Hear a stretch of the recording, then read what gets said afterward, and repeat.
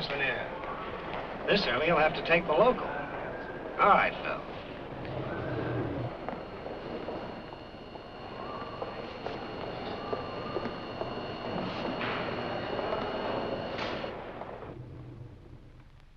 Floor executive, Miss Lanier. Thank you, Phil.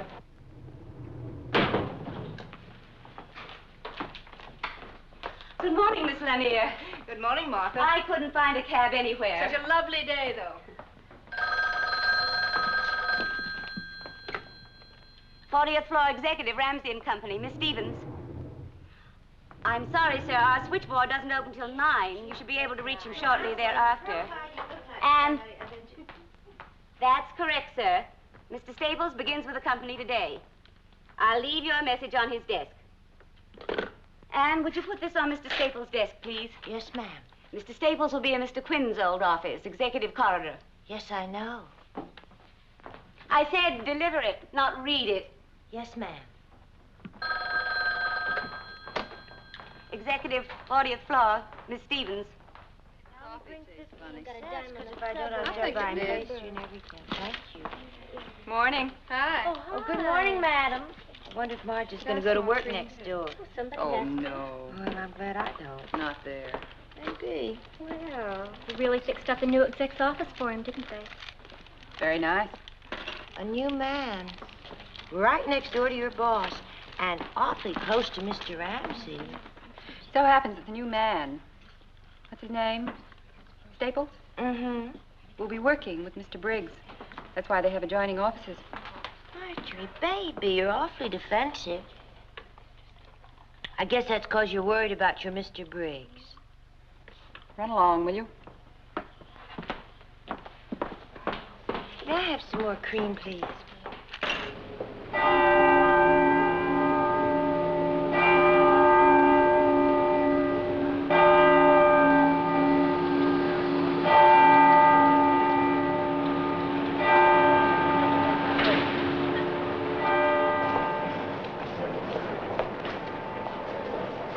Next car, please. Next car. Next car, please. Okay. Next car. Harry, Charlie, Joe, express down. No stops for Jan.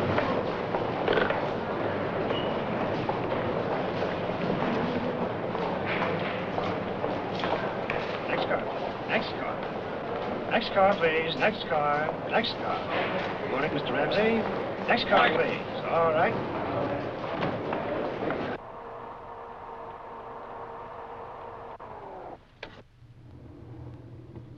Thank you, Lenny. Yes, sir. Miss Lanier, Miss Stevens. He's here. Thank you, Martha.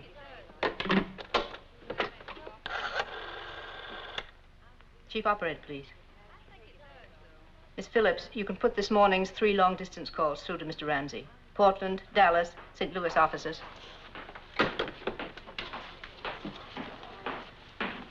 Good morning, Mr. Ramsey. Morning, Miss Lanier. Any messages? You have calls placed for our Portland, Dallas, and St. Louis offices. Nothing else important, sir. Martin Toole and Dye, you said you'd wire him. Yes, you'll find a copy in my briefcase. You're right, as usual. Nothing important. I have the Portland report in my briefcase. I want it teletyped this morning to Seattle. Have someone there drive over to Portland and get it to Johnson before lunch. Then run off 20 copies, confidential mimeographing, and have them ready in time for the board meeting. I want it on the agenda. Has Mr. Staples arrived yet? Not yet, sir. Delay that meeting until 10 this morning to give you time to get the report mimeoed and distributed. I want it read, and carefully. Get word underground to their secretaries that no one is to count on making any early luncheon appointments. And make a note. Staples is to sit 1 down from Vandeventer on my left. Yes, sir. Let me know as soon as Mr. Staples arrives. Yes, Mr. Ramsey.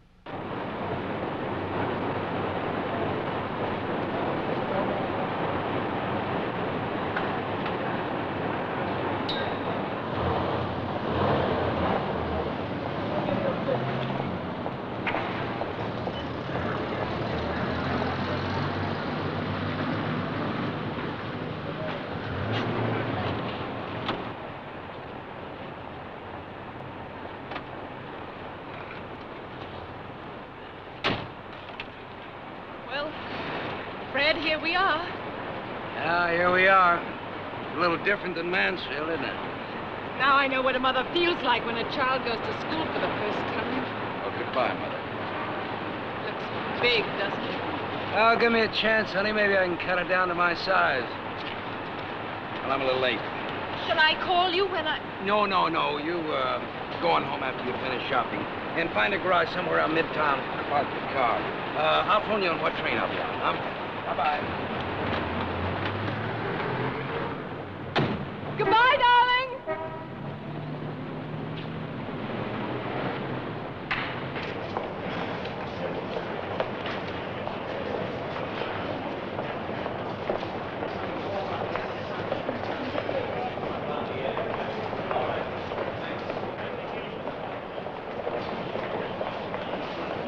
Ramsey and Company, the board said... Yes, sir. Executive or administrative? Oh, the executive, Mr. Ramsey. 40th floor, sir. Morning. Morning. Oh, you want the tower, sir. The tower elevator, sir? It'll be down in a minute. Oh, I'm sorry, thank you. My pleasure, sir. Good morning. Good morning, Ed. Good morning. Good morning. Good morning. Morning, Jamie. Good morning, Bill. Morning, Marge. How was the weekend? Fine. Your letters are on your desk, and the coffee cart will be here in a minute. I can use some coffee. Didn't you get any rest at all? Couldn't even take my kid to the doubleheader. Oh, what a shame. That planning report's going to be a real job, Marge. This will be a big week for you, too, with that thing. I believe we'll try a rough first draft. Long? No longer than the telephone directory. Phew. Marge. Has Mr. Staples come in yet, Marge? No, sir. Mr. Staples? Yes. I'm Margaret Lanier, Mr. Ramsey's secretary. Oh, how do you do? Mr. Ramsey would, of course, be here to welcome you himself, but you caught him on a long-distance call. May I take you back to your office? Well, thank you very much. And on our way, I might show you some of our other departments. Have you met Miss Stevens? I introduced myself, Miss Lanier. Fine. And may I bid you my own personal welcome. We're very glad to see you. Well, that's very nice of you, thank you. Now, if you'll just come with me, Mr. Staples. Miss Stevens. Marketing and sales are below here. We have our own research department on the 40th floor. Perhaps you'd like to see that later. This is the executive corridor. Mr. Ramsey's office is that one down at the end. Then Mr. Jameson, head of purchasing. Mr. Briggs, you'll be working closely with Mr. Briggs. Mr. Van Deventer, chief engineer. And this is your office.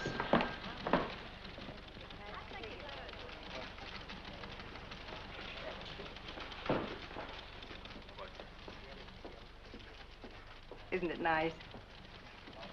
I hope you like it. Mr. Ramsey was told by someone in your old office that you were especially fond of this period.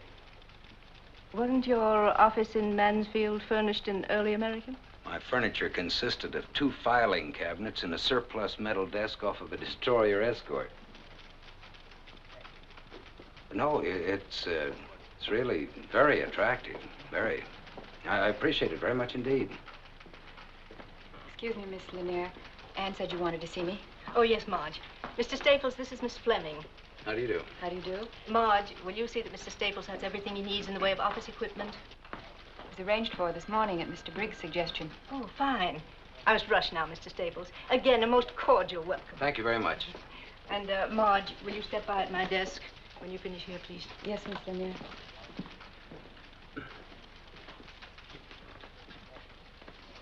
I think I better explain the phone system, Mr. Staples. There are 4 lines.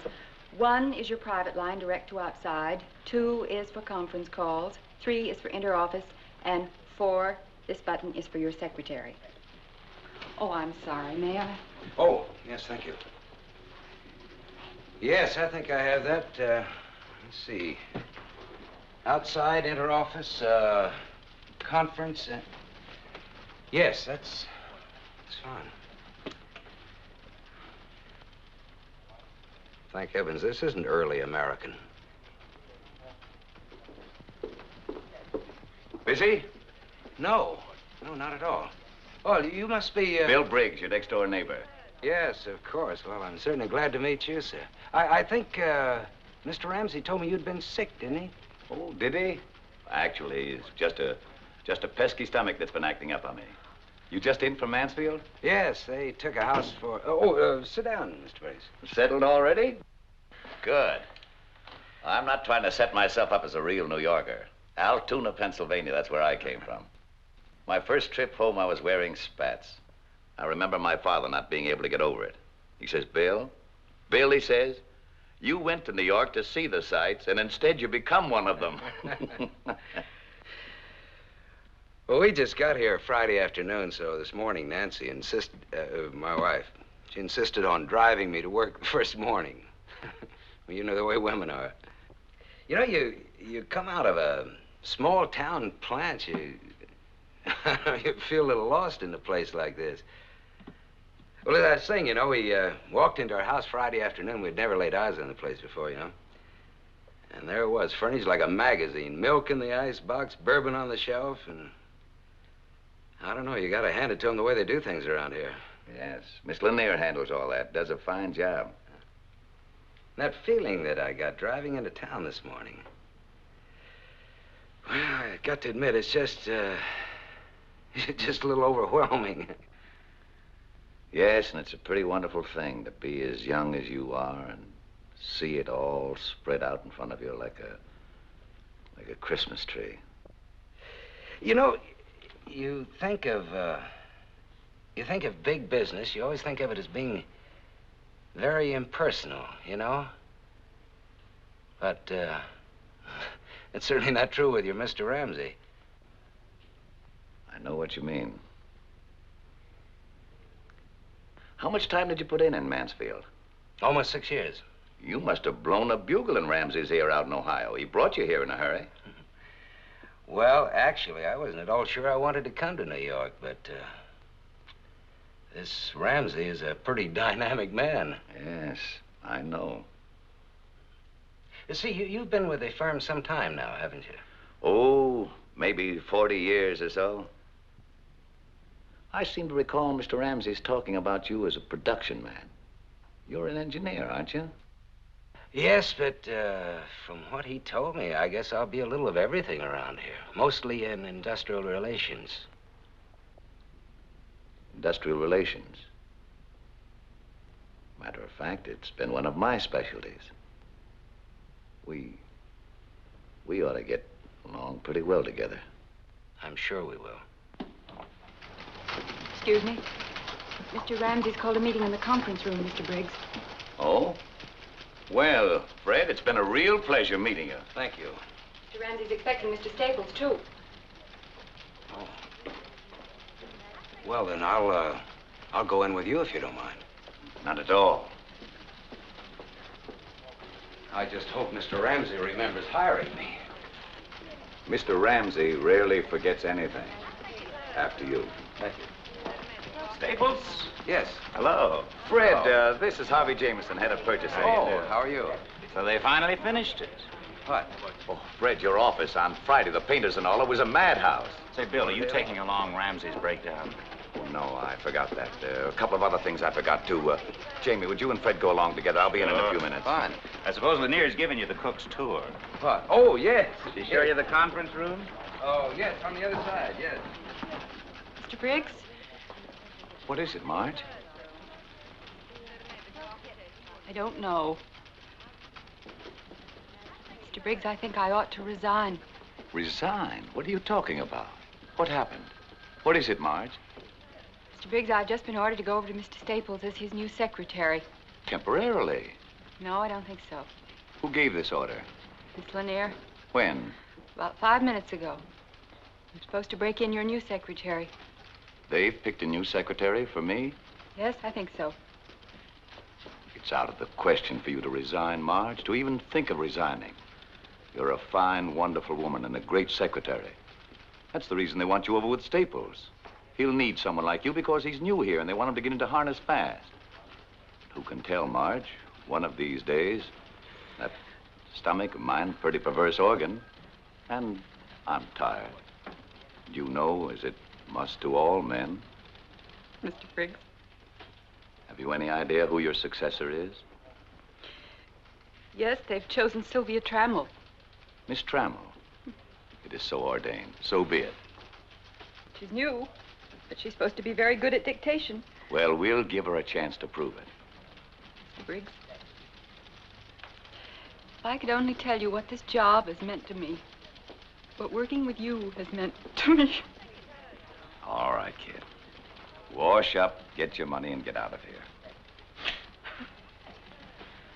And give Mr. Staples all the best you've got in you. I know you will. That's the only way you operate. I like the guy. I have a feeling he's going to carve out a career around here. Yes, sir. Everybody seems to think so. I'm sorry to keep you waiting, gentlemen. Mr. Ramsey will be with us in a moment.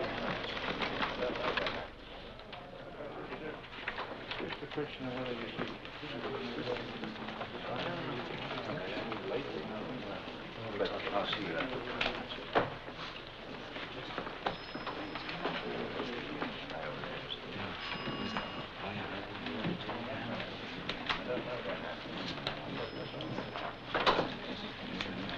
Been away, have you?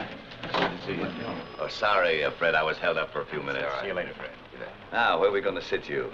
Oh, here's an empty chair. I guess you can sit right here. Mr. Staples, will you sit over there, please, right next to Mr. Van Deventer? One down for Mr. Ramsey, please.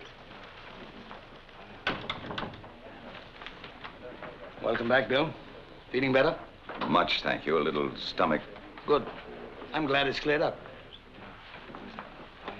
John, don't forget that contract. Can you get it through tomorrow? I think so. I have the preliminary stand over your office. First, gentlemen, I'd like you to look over the memo sheet on top. Haverford Mutual had some doctors look into the matter of executive diets.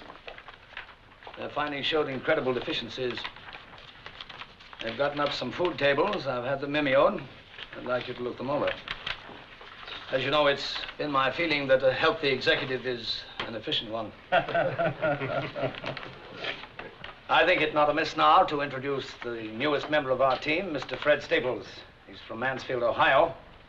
As you all know, he was general manager of Queen City Tool and Die until we took it over. His record there was a brilliant one. He's a production engineer by training, an industrial relations man by instinct. I expect good things from him.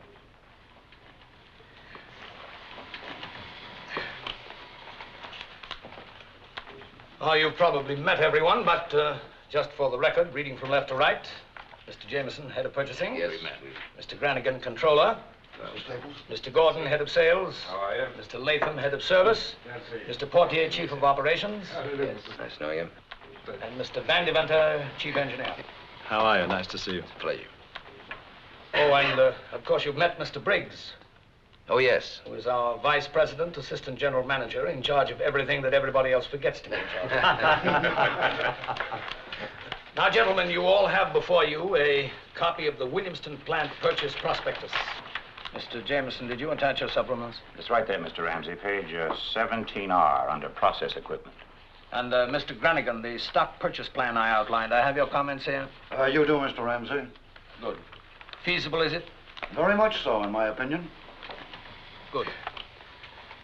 Well, that about winds it up, unless there are any further points to be made. I do think, Mr. Ramsey, if we could keep the transaction under wraps for a bit, at least during the preliminaries. You know what'll happen to the stock quotations if it leaks out that we've agreed to a purchase. I've arranged it this way. The stock quotation as of yesterday morning... You seem to be straining at the leash, Mr. Briggs, or am I mistaken? You mentioned here that probable time of purchase would be sometime in June. Are the plants to be in receivership until then? That seems to be what it says. That means 6 months with improper maintenance of equipment. Oh, I doubt it, Bill. I've had two of my best men out there for the last 6 weeks. Oh, we had a varying voltage problem, but that was taken care of. You know, maintenance-wise, I doubt if there'll be $1,000 worth of deterioration. How about goodwill? What about it? The plant employs 900 men. That's half the working force of the village. So? So what do we do with these men? Cover them with cosmoline and put them away in a drawer until we get ready to resume production? I thought your concern was for the plant. And what good is the plant without the men? You chop a village payroll in half for 6 months and you might not have a plant because you might not have a village. Mr. Briggs, if we may be permitted to disregard for the moment the considerations that you have brought up, what about the rest of the plan? I'd say it was adequate. Adequate? That, gentleman, is the kiss of death, believe me. I've known Mr. Briggs for a long time.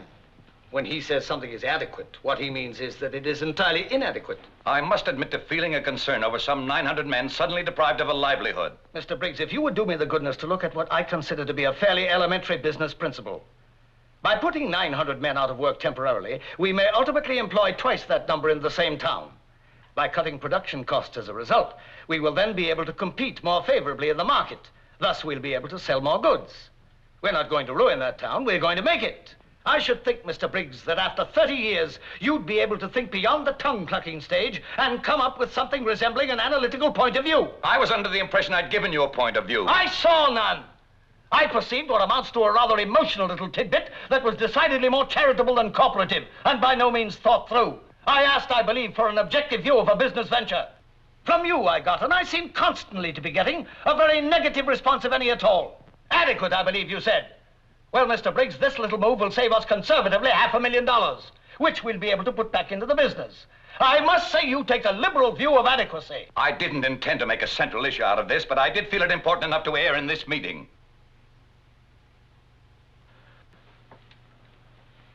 Well, you have aired it in this meeting. I think it's a good thing you did.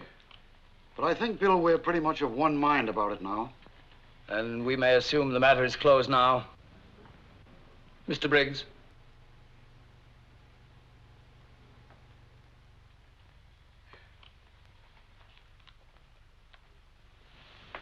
How about you, Mr. Staples? Do you have an opinion? No. No, I think not, Mr. Ramsey. Why not? Well, frankly, it's a little out of my grasp at the moment. I don't know anything about the firm, its corporative setup, reasons for bankruptcy, or for that matter, its product. I'm afraid I'll have to pass. Good answer. I respect thoughtful judgment, Mr. Staples. Congratulations. We'll adjourn now until 2 o'clock. I'm sorry we got started so late this morning, but I wanted this analysis mimeoed for your inspection. After lunch, we'll take up the Portland report, which you have before you. Mr. Granigan attended the stockholders' meeting there on Tuesday, and we'll begin our discussion with his report. That's all. All right, sir. Oh, Bill. All right, come and have some lunch, eh? No, thank you. Oh, Bill, wasn't there something you wanted to speak to me about before? Nothing important. Fine. Tommy's all right, eh? Cast iron. Couldn't be better. Good. Keep it up. Oh, Staples. See you later. You bet. Good to have you with us, Staples. Thank you. The arrangement's satisfactory? Oh, yes, just perfect. I'm sure you'll be hearing from my wife very soon about that. It's a beautiful house. Beautiful country up there. I'm sure you'll love it. Oh, see you later, Bill? Oh, Fred. Briggs is working on a project now, a comprehensive planning report. The point is that it's very important, most important indeed for our future program, and it's far too big a job for Briggs, or for any one man to handle. Now, what I want you to do is get your finger in it. Certainly. What I mean is more than just your finger. You understand me? Yes, Mr. Ramsey, you make that quite clear.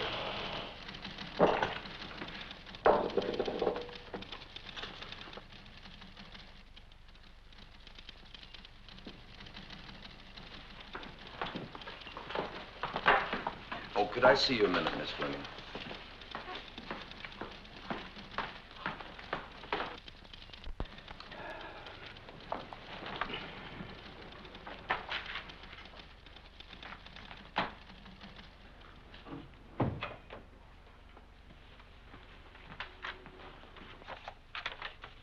Yes, sir?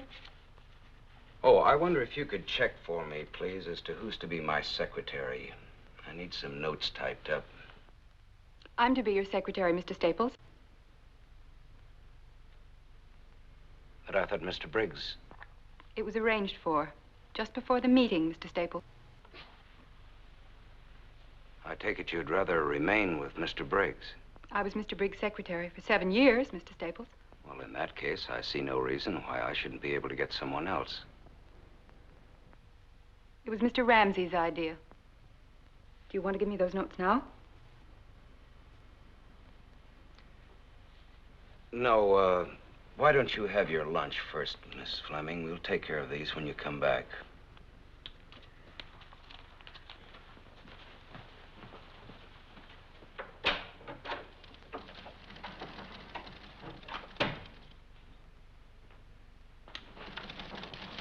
Mr. Briggs? There are some notes here that... Later, Marge. I'll do it later.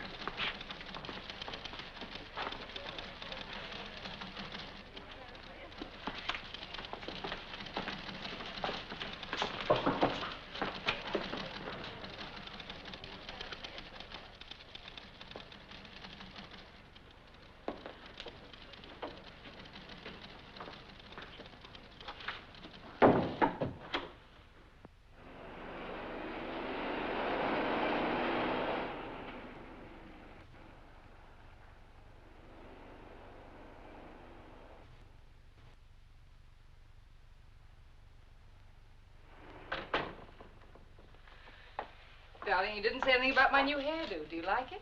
Yeah, it's lovely. Wish you could see the new dresses I bought. They're just beautiful. Where are they? Oh, they're still at the store having little things done to them. Oh, come on in the kitchen. I'll fix your drink. Not the kitchen. The library. Oh.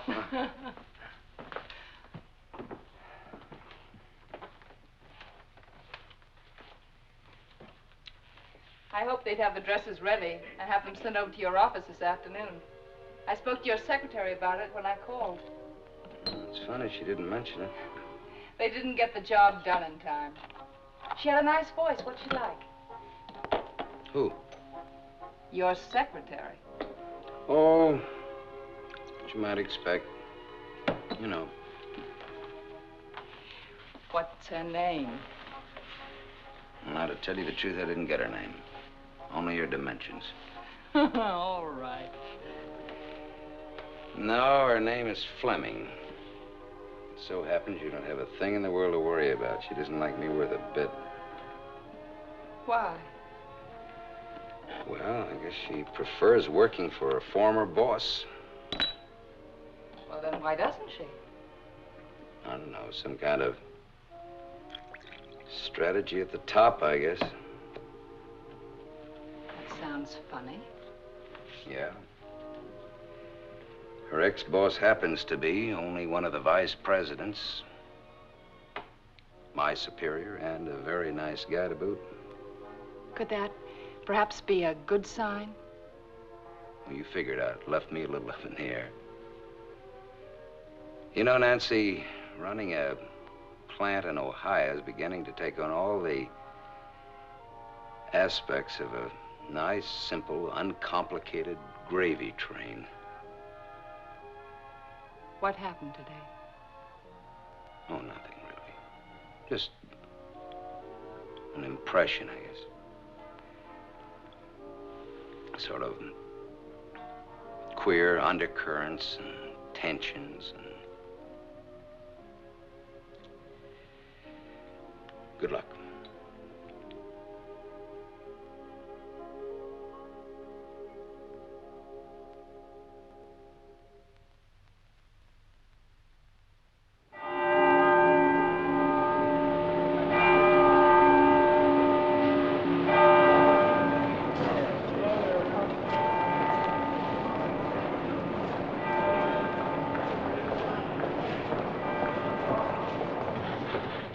Mr. Ramsey?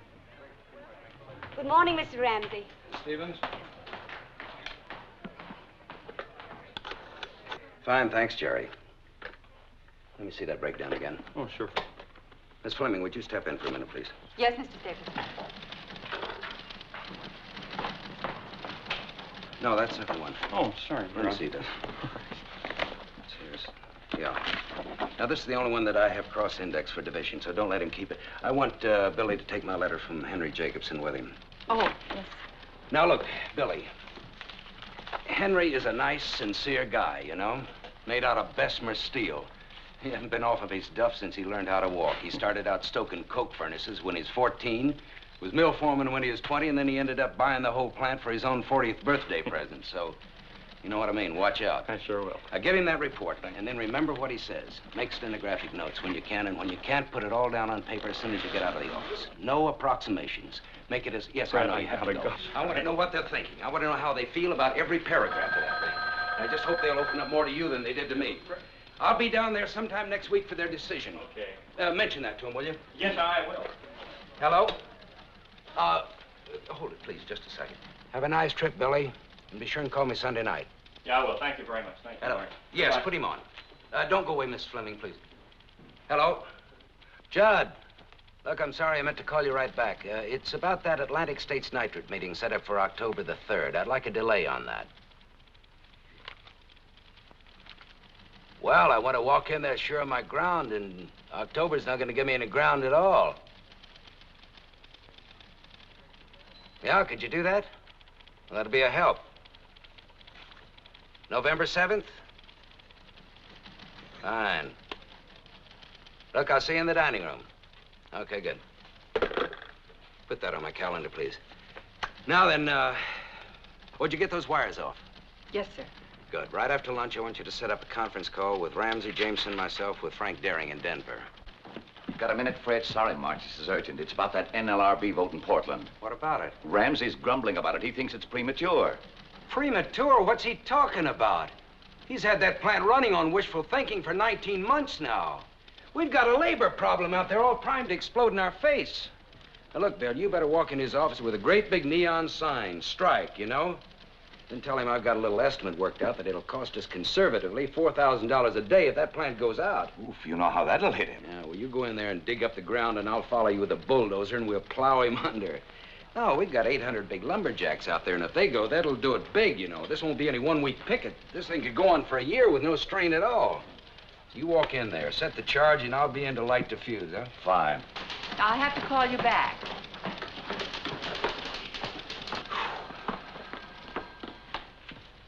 Is 2:30 convenient for your call to Denver, Mr. Staples? By everything else on? I got another problem out here, if you can spare a minute. Wow, Paul, how are you, partner? Mr. Staples, that gun. Oh, you got it. Huh? You like it? You try it out yet? Try it yet. 30 seconds from the time he read Winchester double barrel on the box, he was sighting it. Well, how about going out for a little skeet shooting on Sunday? Give it a try, huh? Wonderful. Can I, Dad? He's all yours, Fred. He's a little too strenuous for me. Mr. Staples doesn't get tired like you do, Dad. I don't get tired. He was an All-American. Well, it was just terrific, so I had to stop by and thank you. You forget it. Well, so long. I'll see you outside. Real thoughtful of you, Fred. It's my pleasure, Bill. Hello, Mr. Ramsey. How are you, Paul? Still taking your vitamins, are you? I guess so, sir. Fine, fine. Keep it up. Excuse me, Mr. Staples. Oh, man, I'm tired. I've made arrangements for your call to Denver, Mr. Staples. If I could go over one paragraph... No, I think I'll knock that off after lunch, if you don't mind, Miss Fleming. All right, Mr. Staples. Oh, drink it here. Relax a minute. Thank you. I will.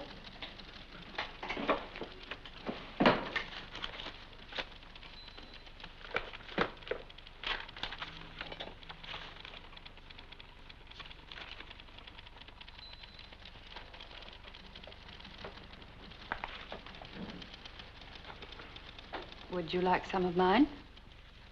Yes, thank you. As a matter of fact, I would. No, that's plenty, thank you.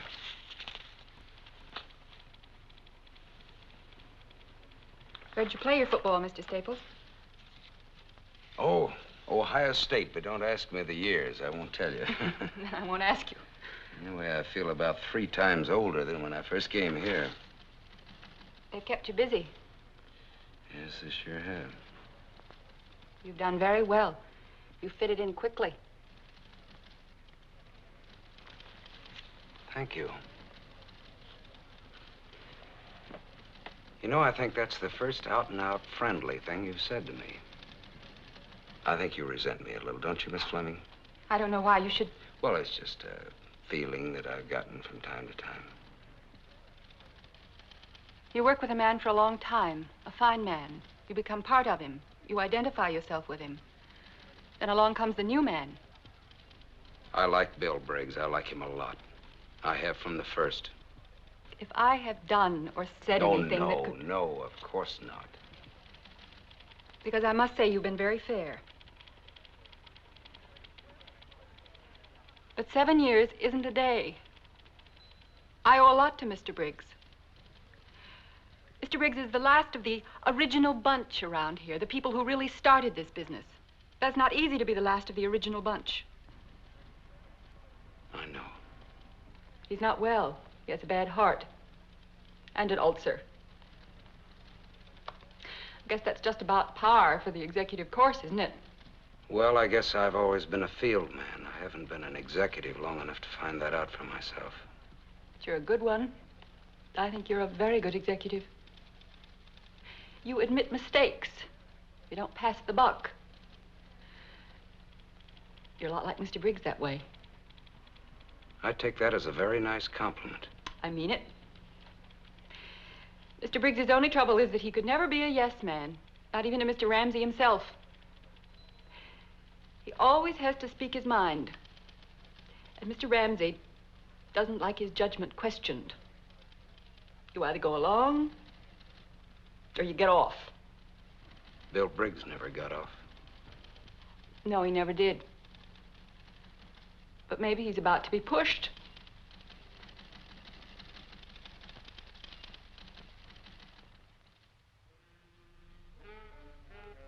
He blew up at the next round, and then Howard went right by him with a 65. A 65, I ask you. 7 birdies, and he sank an 82-foot putt on the last green for an eagle. Oh, hello, my dear. You know, that's some golf. Yes, indeed, it's wonderful.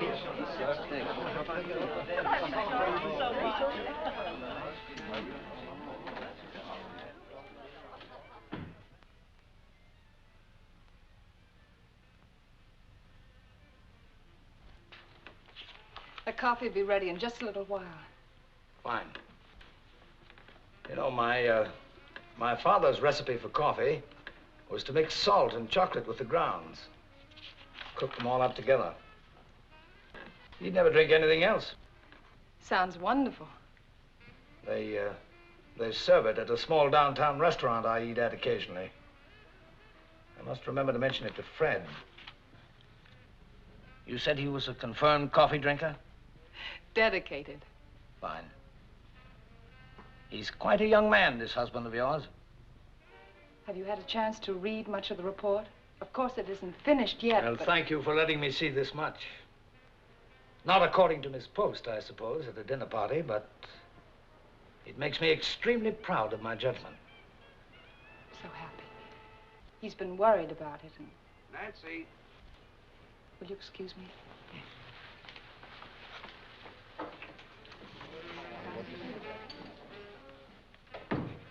Wonderful party, you two. Makes me think I should get married. Oh, don't do anything as drastic as that. Wonderful having you, Ed. Come again soon. Will you try keeping me away? I'll see you at the office Yes, tomorrow, Fred. bright and early. Good night. Yeah. Ah, Jamie, you don't have to go yet. Stick around a while. It's early. Of course, I'd love to stay all night, however. We're going home. Can't get him out of here, Nancy. Usually he leaves office parties as soon as the canapes are passed. I thought everybody behaved very well. I thought so. Gotta give them credit for that. Not again. I was beginning to like all of them. Will you come over and see us? Certainly. Come over during the day? You know, nowadays, Jamie never gets home at all. I think we wives ought to form a union. You're right, we Good should. night, dear. Good night. Bye-bye. Good night.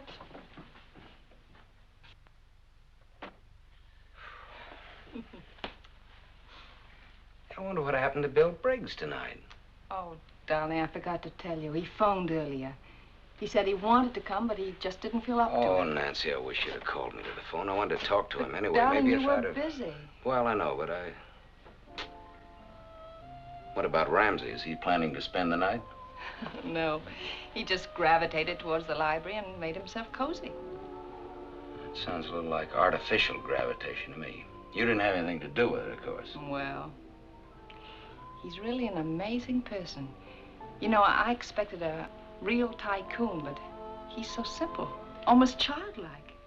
Baby, I just hope by mistake you never wander into a jungle.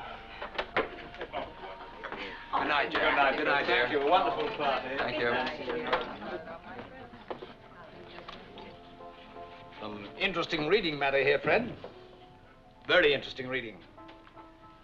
I took the liberty of accepting your wife's kind invitation to look over your report. Oh, really? Good, heady stuff. Good, solid thinking. And some of it is better than good. Of course, I can't say that I agree with all your conclusions, but I listen to arguments. It'll be good to hear arguments for a change. Good arguments. Well, I can't tell you what a relief that is. We really sweat that one out. Fred, I like a man to show initiative. I like a man who's not afraid to think a new thought, to take a different kind of step on his own. With your permission, I'll borrow this extra copy of your report just overnight. But for now, I can say I'm very impressed. Well, of course, we haven't finished this thing yet, but Bill and I feel that another week... Bill? A week... You mean Briggs? Yes, sir. Well, we work together on this. Oh, come now, Staples. I pride myself on my sense for style. I can link what I see with what I know to be peculiar to a certain individual. And I know Bill Briggs' work. I've been exposed to it since I was of voting age. This isn't his style. It isn't his brand of thinking. Well, I don't know what Nancy could have told you, but Bill and I work together. Fred, learn to accept success. It's tougher sometimes than learning to accept failure. Don't take half of your accomplishment and hand it out gratuitously to the man on your left who hasn't the stuff to do it on his own. That's charitable, humane, and it makes you feel good. But it's not business. Mr. Ramsey, I'd like to clear up one point. There'll be a meeting on Tuesday, Fred. We can discuss the report then. I assure you I don't want any undue credit. I never extend undue credit. Ask anybody. Ask your friend Briggs. You think I'm tough on him, don't you? I am tough on him. Well, I think Bill is... I think he's a good man. He was. And grandfather clocks were good clocks, and Stanley steamers were good automobiles, but you can't run them in competition today. I must say that I like some of his ideas very much. Very much indeed. So do I. Some of them. Not many. Still, a man with Bill's experience and... I don't know, I think he'd be very hard to replace. I'll see if that coffee's ready. Are you serious, Fred? Briggs would be hard to replace? Do you honestly think that? Then why do you think I brought you on here from Mansfield on such short notice? Do you think that was a whim? Is that what you think? Fred, you're Briggs' replacement. I thought you understood that. I'm expecting his resignation. I don't like to prolong these things. They're unpleasant and personal no matter what tack you use. And under no circumstances could I or would I undertake to fire him.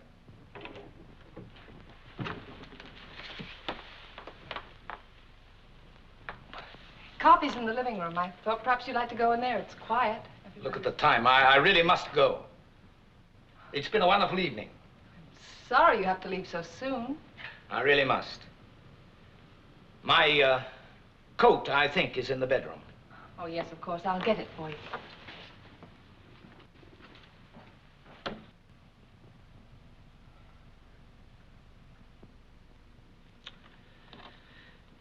May I make a suggestion? Mr. Ramsey, I don't want to seem ungrateful. I'm not looking for gratitude. You can't run a business on thank you notes. That's Briggs' trouble. And God forgive me, that was my father's trouble, too. This incredible conception of a huge industry being run like a soup kitchen, like a welfare comfort station. I know what the old-timers think of me. I've grown up getting stared at by a lot of tongue-clucking old fogies who find me ruthless. The kind of people who represent everything that might have kept our business from growing to anything like its present size. This stupid black and white idea that honesty and fair profit are incompatible. I just happen to feel that the atmosphere of a large corporation cannot be constantly cathedral-like.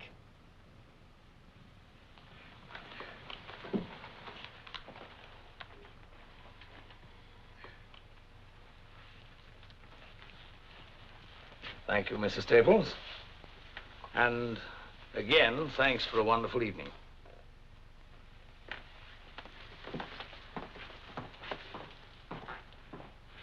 I'll see you in the morning, Fred. You didn't steal that promotion. You won it. Remember that.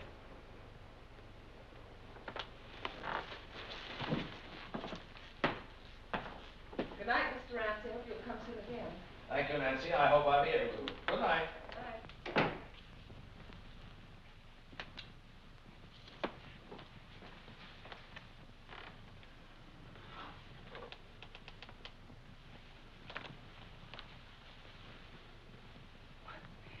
What was that all about? I'm Bill Briggs' replacement. Vice presidency. You must have really spread it on.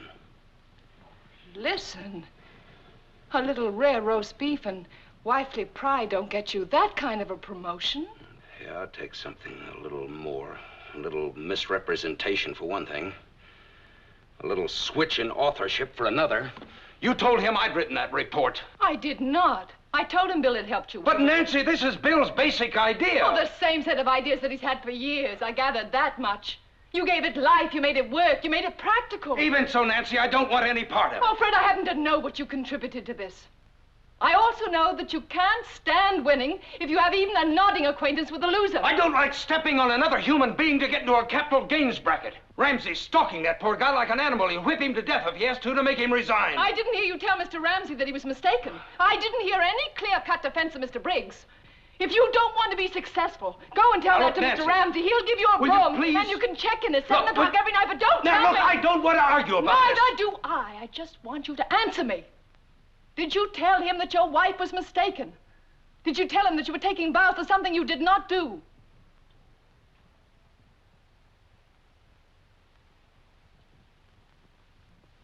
No. No, I didn't. Why not, Fred? Why not? Because I want the job. Thank you for a straight and honest answer. Now I think we can both sleep tonight.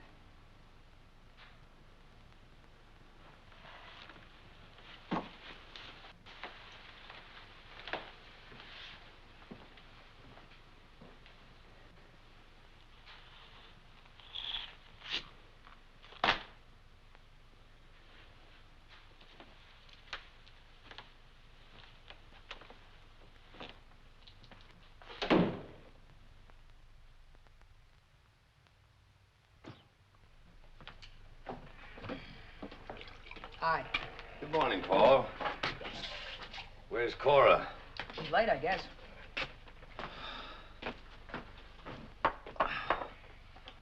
Aren't you going to be late for school? It's only 8:10. I've still got 6 minutes. You've got it figured out to a science, haven't you? I've just got it figured to how far I have to go and how long it's going to take me. Well, if you found that out, you've found out a lot. Thanks for breakfast. You worked late again last night. Yeah, no rest for the weary. You haven't got it down to a science yet, have you, Dad? What? How far you have to go and how long it'll take you? What's the matter, Paul?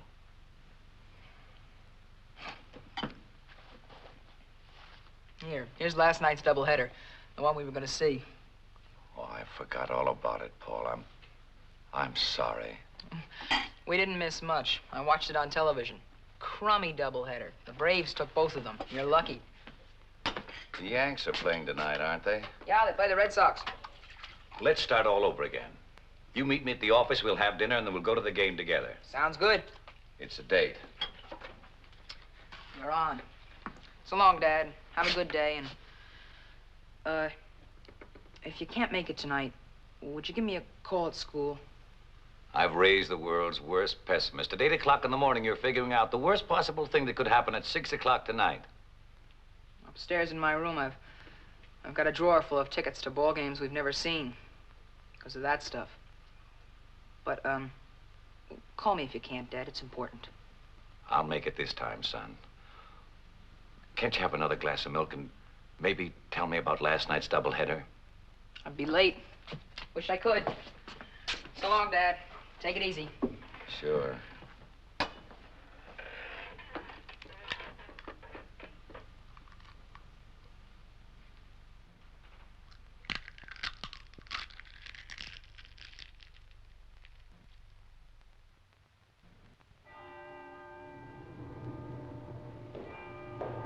Good evening, Mr. Staples. Good evening, Sally.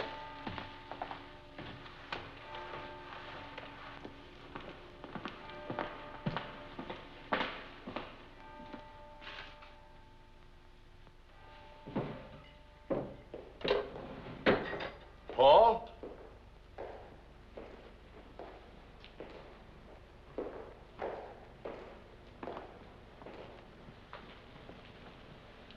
Hi, Bill. Hi, Fred. I thought it was my son. He's gonna pick me up. Got time for a cigarette? Sure. What are you doing here? I thought you were going to the ball game. I've had a miserable headache since dinner. So I sent Paul on to see the game alone. He's gonna pick me up. How long you been here? Couple of hours, I guess. Can I get you an aspirin or something? Oh, no. It's much better now. Anyway, it gave me a chance to look over the supplements you did for the report. I think Ramsey's right, Fred. You may be an engineer by diploma, but you're a crackerjack industrial planner by instinct or something. Coming from you, Bill, that sounds real good. No question about it. Some of your suggestions were great, Fred. Really great. I've incorporated them verbatim. I like your approach, Fred. You think of people in terms of the human factor, not just logistically. Something I've never been able to make Ramsey understand. Anyway, now he can't complain I turn in the same report every year. He won't be able to say that this year. Join me, Fred? No thanks, Bill. I've got to pick Nancy up for supper and that long drive home, you know. I don't know. Maybe I'm just getting old. I used to be pretty tough. Still tough, I guess. But every now and then I get tired. Tired of arguments, tired of battling, tired of the whole bloody mess with all this fancy organization and super finagling. Oh, I know it's legal and modern and all that. It's what they call the trend, isn't it? In the old days, things were a lot simpler. Businesses grow, Bill. This business didn't grow. Not since old man Ramsey passed on. It's been added to. That's not growth. It's just plain acquisition, a business of stock transfers and bank loans, manipulated by hired shysters and their sharpshooting accountants, and organized and controlled by a barracuda like Walter Ramsey. You sure you won't have a snifter, Fred? I wish you would. No. Well, times change, Bill. You know that. But do they always change for the better? Old man Ramsey could walk down a production line and call every man by his first name, and get called by his first name in return. No, I know that feeling, believe me. He didn't need public relations experts. Honor was enough. Character. And he never sold a share of stock in his company either. Not till the Depression came along and he had to raise cash or go under. And do you know why? Because he would not lay off one single man. That's the kind of man Jim Ramsey was. Now I sit in that fancy conference room with Jim Ramsey's son. I sit there and I see all the old man's principles, all his beliefs, every single thing holy to him, jobbed off by this spindly little financial wizard, this Wall-eyed, ice-coated little rooster who knows more about debentures than he does about the human heart. Bill. I'm all right. Take it easy. I'm all right. Begin to work yourself up. All right. Sit down, friend. Sit down quietly and be a nice, sympathetic friend and associate. I'm wondering if you're as good a human being as you are an industrial relations man. He doesn't like you, does he? No. Bill, has it ever occurred to you to resign? Of course it has. 1,000 times. Why don't you? What? Resign. You can't take the chance of letting this man fire you. On our level, you don't get fired. You know that. After 30 years of productive work, they can't say to a man like me, all right, now get out. They just can't do that. So what do? They create a situation. A situation you can't work in and finally that you can't live in. Where there's tension, abuse, small humiliations. It all starts out on a scale so subtle, so microscopic, that at first you can't really believe it's happening at all. But gradually the thing begins to take shape. The pieces fit together, all the little bits, and it becomes unmistakable. They chip away at your pride, your security, till you begin to have doubts, and then fears. Ramsey. He wants me to resign. He wants me to get my cross so full that I'll be miserable enough to do just that. But you take it. Yes, I take it. Why? The bigger the job, the more desperately you try to hang on. Why? Why? Why do you take it? Why don't you quit? Quit? Yes, quit. Get out of it. Chuck it. You'd have your pension, your peace of mind. No. You know Ramsey's gonna go on hounding you until he makes you quit. Never. You'll never make me quit.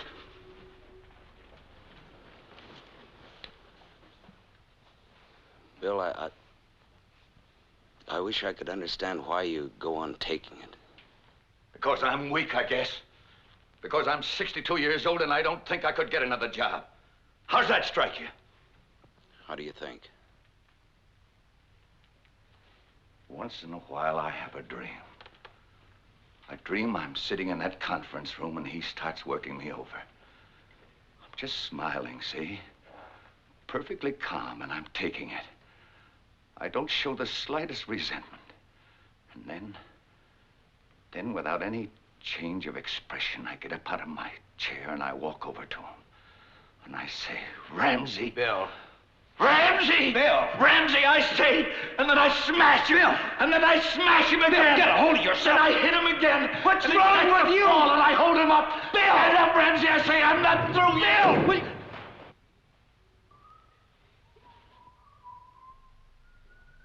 It's the kid. He's coming to pick me up. Fred, I don't want him to see me, not like this. You're all right, Bill. Just sit down now. No, he can't see me like this. Fred, help me. Help me. All right, I'll take care of him. You just lay low for a minute. I'll see he gets home. Tell him I left early to get some Bill, rest. please be quiet. Please, Fred, hurry. Be quiet.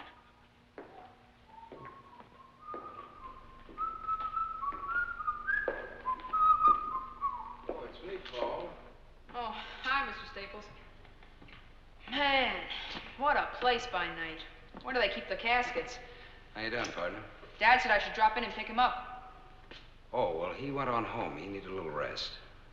Oh, good. He's under orders not to work late. He can't seem to keep away lately. Always work, always worrying.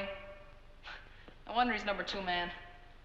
Suppose I drop you off at Grand Central, Swell, thanks, Mr. Staples. Ever since I can remember, he's been married to this place. Mom used to say the same thing. They were great together, Mr. Staples. Mom and Dad, they used to yell and argue and carry on. He was a fighter. It was great growing up. I remember.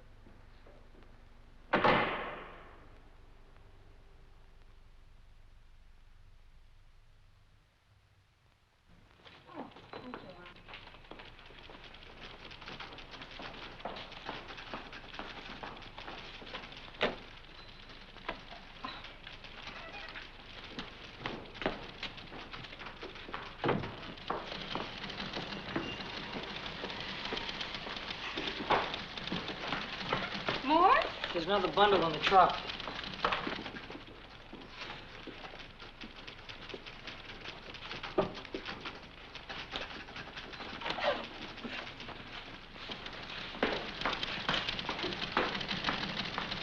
Mr. Staples, you left your hat in Mr. Briggs' office? Oh, Fred, I have the Stanley contracts made up if you'd like to take a look at them. Here, please. Bad night.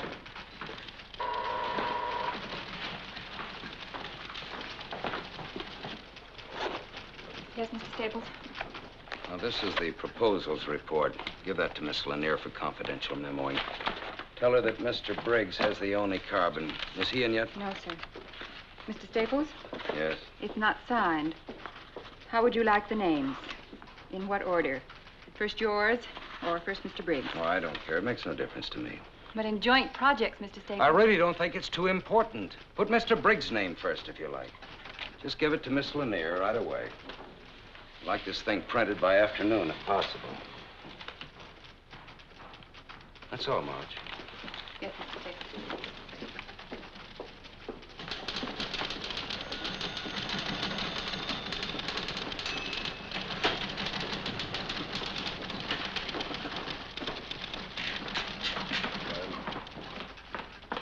Yes, Marge, dear, what is it? The proposals report. Would you sign it so it can be printed? Oh, would you? Just a moment, please. Marge, will you please take it into Mr. Ramsey? He asked to see it first. Hello? Oh, yes, good morning. Is that the report? Yes, sir. Miss Lanier said you wanted to see it. Yes, I do. Who signed this? I wrote the title page. Mr. Staples suggested I sign it.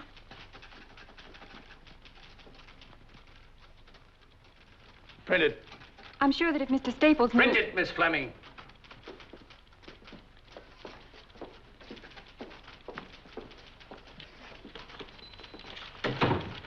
I can sign that report now, Marge.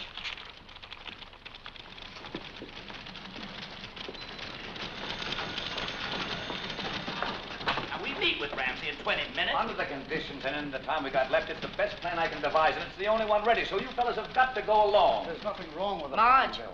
I can This sign will that not be report nasty now. and hold us up for a while. You've got to alter Section B and review the...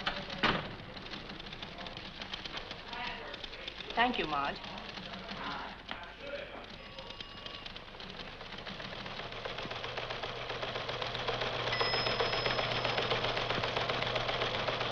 The major projects during the period of aforementioned being the Huber Petroleum Refinery, the Sterling Cast Airs Refinery, the Chatham Nickel Smelter Company, the Henderson Valley Dam, the Swing Carbon Steam Plant, and the New England Canadian Natural Gas Pipeline. Good report, Van. Thank you. I got a real feeling of activity during your reading. The next item of business is the project's proposal report. Clearly of the greatest single importance on our docket this morning. I must say, and I'm sure you'll all agree, that I am not given to enthusiasms at the drop of a submission. But of this, I feel impelled to say that it is unique in effort, ingenious in thought. To Mr. Fred Staples of our organization goes my heartfelt thanks and congratulations. Besides being our newest member, he seems to be shaping up as among our most astute. This set of proposals is ingenious, comprehensive, and fresh. Congratulations. Your success is a reaffirmation of my own judgment. Mr. Ramsey. Of my own good judgment, I may add. Mr. Ramsey. I prefer not to be drenched with modesty, Mr. Staples. This is not modesty, just the extension of credit where it's due. Bill here is as responsible as... Is your name about to be used in vain? I don't think Fred would use my name in vain. And it's refreshing to find someone not suffering from over-modesty. What I was trying to say is that we worked on this project together. It's a combined effort. I'm sure it was. Well, as long as that's understood. Oh, it is, it is. It's just that I feel reasonably competent to assess individual performances and to single out those that I feel should be singled out, with all due regard for Mr. Staples' concern for his fellow man. Now then, if Mr. Briggs' ego has been sufficiently nourished... I don't think Fred brought this out to feed my ego. Oh, well then whatever it was that prompted his precipitate dash to your defense. There was no dash to my defense. Why don't we drop the thing, Mr. Briggs? I hate becoming entangled in absurd little personality conflicts. I'll put a star by your name on the front cover if that'll make you happy. My name is no longer on the front cover. Mr. Briggs. You're twisting the entire thing to make it appear as if I were grubbing for some sort of recognition. Mr. Briggs. I find it unfair, Mr. Ramsey. We have a full agenda. If you feel so bruised that you must persist in prolonging this discussion... Mr. Ramsey! Let me finish, Mr. Staples, if I may. We have only one purpose here, to work. We cannot hope to accomplish this if we must be continually subjected to these singularly unbecoming strains and tensions, these childish claims and counterclaims. Mr. Briggs, I ask you a simple question. Is it or is it not within my province to credit a man with a job well done? Of course it is. Then may we drop it now? Only if it's clearly understood that I don't submit to any of these calculated discolorations of a man's worth. As to a man's worth, Mr. Briggs, I think I've proven myself a competent judge. I ask you to recall that I built this business from a scratch pile of used lumber and a few machines into a giant. And I made few mistakes in doing it. Few mistakes in business and few mistakes in judging men. Well, you've made one this time. This report... I refuse to engage in a running fight because a supposedly responsible official of this company persists in wasting time haggling over credit. That is not fair. I was not haggling over credit. This is a joint report that we worked on. Don't presume to tell me what's true and what is not true. What am I, some kind of idiot that I can't recognize another man's thinking? Whatever your abilities in the past, Mr. Briggs, your work hasn't shown this stamp of originality and talent in 10 years. A man slips, clutches, he loses his grip, he tries to hang on by someone else's. You have no right to say that. Bill, will you please speak up? Do, by all means, Mr. Briggs. You think I'm mistaken, do you? Shall I go through 150 pages and point out to you line by line where another man has taken over for you? Has had to take over for you? And I can point out sections of this report that I never had to touch. Had to, Mr. Staples? Of course you can. Let me show them to you. I've seen them submitted year after year. Principles and precepts for better business. Mr. Briggs' yearly platitudes. But you translated his unworkable, well-intentioned philosophy into tough business procedure. You make it work. Ramsey! Mr. Briggs, I will not tolerate insubordination on any level. And if anyone here finds that intolerable, he has the God-given right to offer his resignation.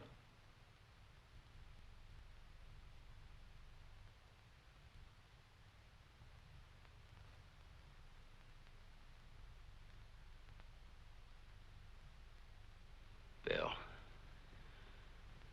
please. Mr. Ramsey, I had no intention of seeming insubordinate.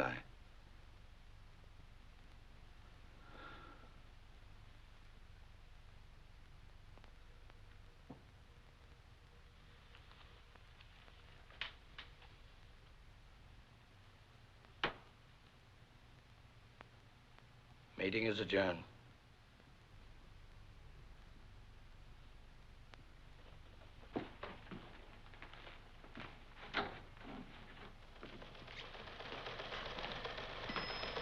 Mr. Briggs.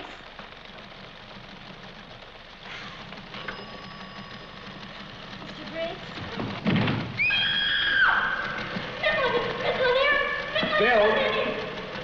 Bill, can you hear me? Little bottle of pills. Coat. Office. Get some water. Yeah. Flanagan, get an ambulance. I've called out the lake. Don't move it. Fred, he's still giving orders. Do me a favor, Fred. What, Bill? Tell him. Go to...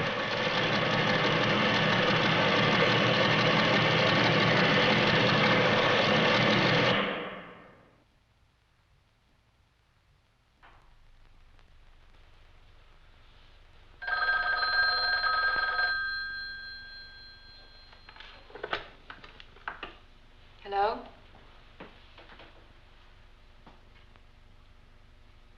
Thank you, Mr. Staples. 5 minutes ago.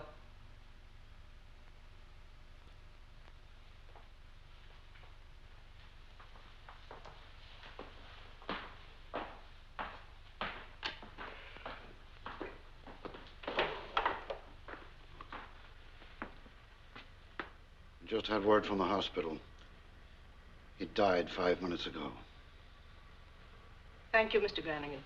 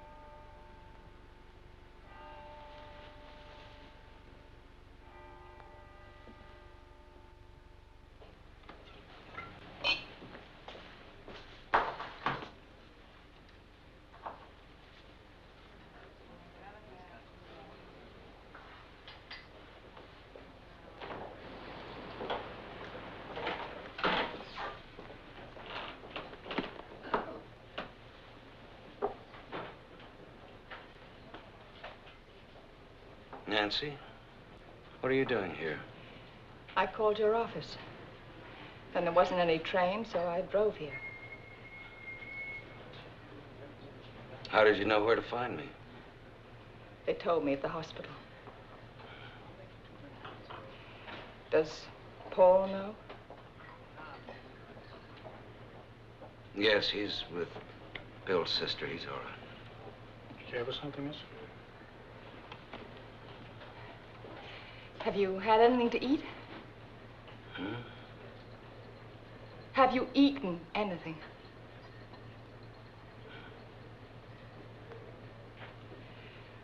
Fred, what happened? Nothing. Not a thing. Except a murder. There were witnesses, too, plenty of us. And no one lifted a finger to stop it. Fred. Nancy, I know I didn't lift a finger. Don't know. I'm not going to have you going around in sackcloth and ashes for something that you did everything in your power to stop. You begged him to resign. You know that. What more could you have done? What more could anyone have done? Nancy, I think you'd better go home. Would you take this, please? Are you coming? No. Then I won't go. I want you to go home and start packing. Where are we going? I don't know. Somewhere, anywhere. Just away. There's an awful stink in this town, and we're going to get away from it. Come on, I'll put you in the car. No, I'm not going to leave you alone.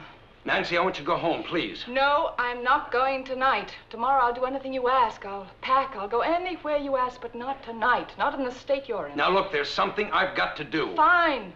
Then we'll do it together.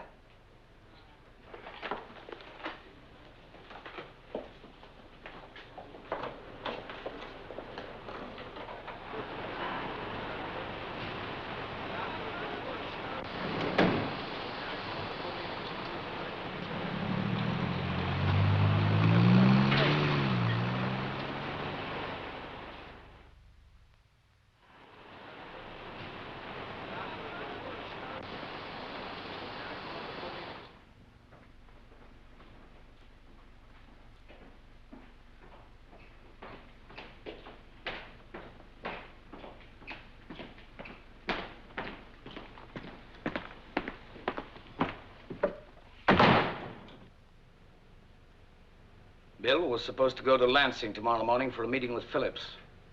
You'll have to take his place. I believe I've already mentioned that. Yeah, you mentioned it.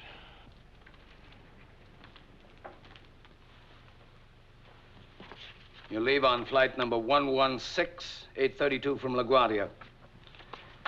Miss Lanier will meet you at the airport with your reservation and all the memoranda and correspondence pertaining to the negotiation. You'll have 3 uninterrupted hours in the air to familiarize yourself with all the details. I have no interest whatever in the Phillips matter. What was that? I'm telling you that I don't want the job. I'm through. I'm quitting. I resign as of now. Why? Because I hate your guts. You used Bill Briggs for a whipping boy. You made him knuckle under and then you beat him to death. You wouldn't try anything like that with me because I'd kill you first. I'm not a nice human being. What else? You're nothing but a freak. You drive your people into peak efficiency if they can make it or a grave if they can't. Because Bill Briggs lacked the strength to stand up. And the capacity. He was second in command. He had a lot of responsibility to hold, and he cracked under it. It was his business, too. It's no one's business. It belongs only to the best, to those who can control it, sustain it, nurture it, keep it growing. Right now, it belongs to us because we're producing. But in the future, it belongs to whoever has the brains, the nerve, and the skill to take it away from us. Well, they can have my share of it right now because I don't want any part of it. What do you want from me? Apologies? I don't apologize. What else? A nice unsullied conscience? You walk out of here with a halo because you spoke your mind? What do you do then? Go to work for some nickel and dime outfit run by nice people who won't challenge you and prod you and goad you and drive you to a height you never even dreamed of? A company where there's nothing to fight for because you're the best and there's no competition? Where everything is handed to you and nothing is worth fighting for? I want you to stay. I don't think you understand, Ramsey. I don't like you. I don't like anything about you. I didn't hire you to like me. All right, I'm not a nice person in your eyes. But whatever I am, you learn more, grow more, and do more here with me than anywhere else on earth. I want you to stay because I need help on my level. And you're the only one who's able to function there. Be a conscience for me if you want. Be anything you like. And if it's something I don't like, you'll know about it soon enough. I think you're strong enough to take it. And if not, I think you're strong enough to get out. Name your terms. All terms are negotiable. I don't think so. Not mine. All right. I just as soon not waste any time doing trading. As of now, your salary is doubled. Your stock option is doubled right down the line. Your expense account is whatever you make it. Add to that a new title, Vice President. I want a lot more than that. You're not going to take me on as just another vice president you can push around. You take me as someone who hates you down to the bare nerve. Nothing in the world will ever change that. I'll argue with you, contradict you, fight you in every way I know how. I'll do everything in my power to push you out and take your place myself. Go ahead and try. Mr. Staples, you have yourself a deal. Have it drawn up. No reservations now? Yes, one. Bill had one pitiful little dream that someday he'd walk in here and break your jaw. I reserve the right to have that wish for myself. I'll have it drawn into the contract, with a little rider giving me the same privilege.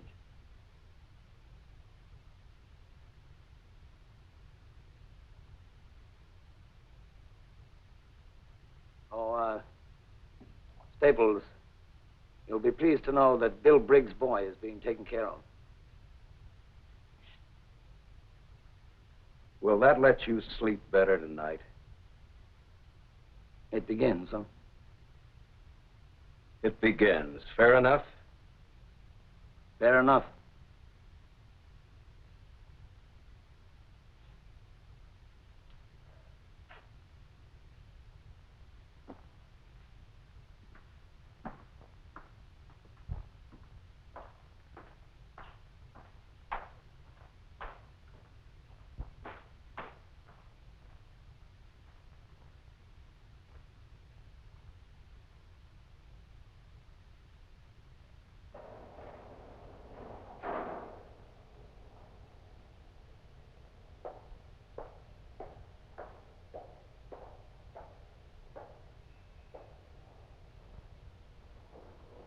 Do we pack?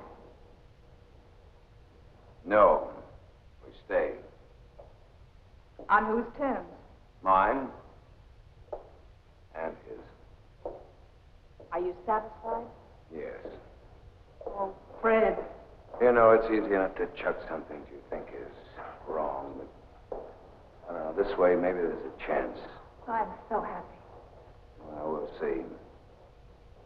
I've got to go to Lansing. Morning plane. When will you be back? Tomorrow night. I'll be late. Aren't you always?